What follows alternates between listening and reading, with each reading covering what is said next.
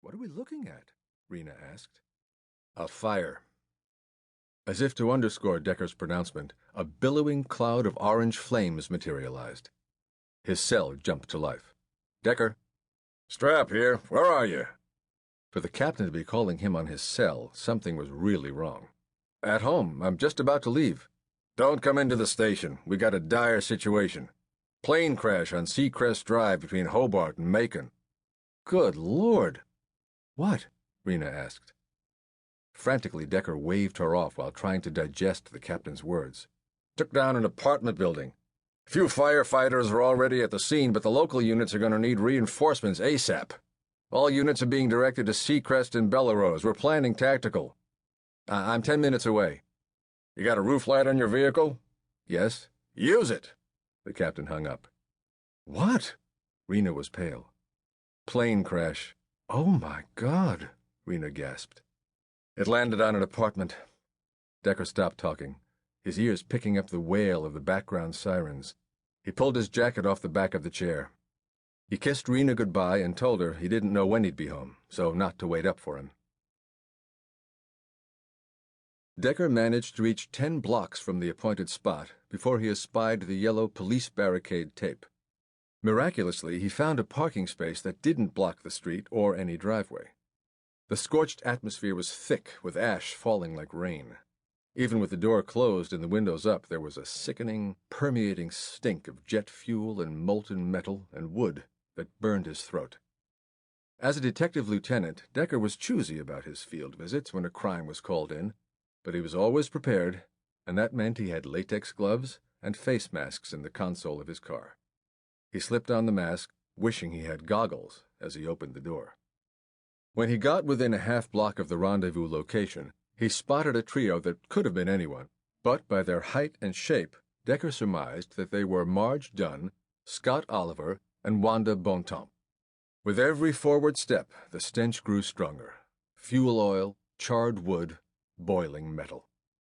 When he was within striking distance, Decker saw that his identity assumptions had been correct.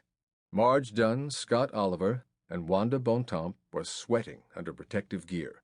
Slicker coats, mouth masks, and goggles. Marge waved Decker over and handed him a slicker and a pair of goggles. She shouted, "Strap told me to bring these for you." "Smart thinking," Decker shouted back. "How long have you been here?" "About 3 minutes, and that's too long," Marge hollered. She was a tall woman, but seemed bent over and consumptive under the weight of smoke and a heavy protective coat. Her forehead was soaked and dirty. Decker said, "Does anyone know what crashed?" "West Air out of Burbank," Wanda Bontemps screamed. "A commuter airline. I heard there were around 45 aboard." "God, that's awful," Decker said. "Terrorism or mechanical failure?" Shrugs all around. Stupid question. How the hell should they know? His mouth was speaking before the brain kicked in.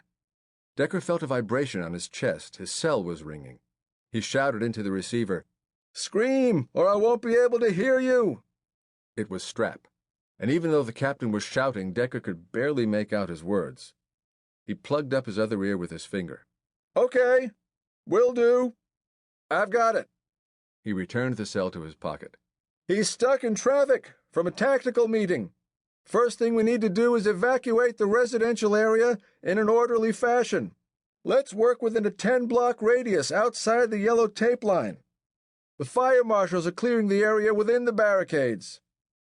Decker managed to extract a notepad from his suit jacket. "First, let's get the ghouls and the looky-loos out of here. Wanda, if you take care of that, we get some clear lanes for emergency vehicles.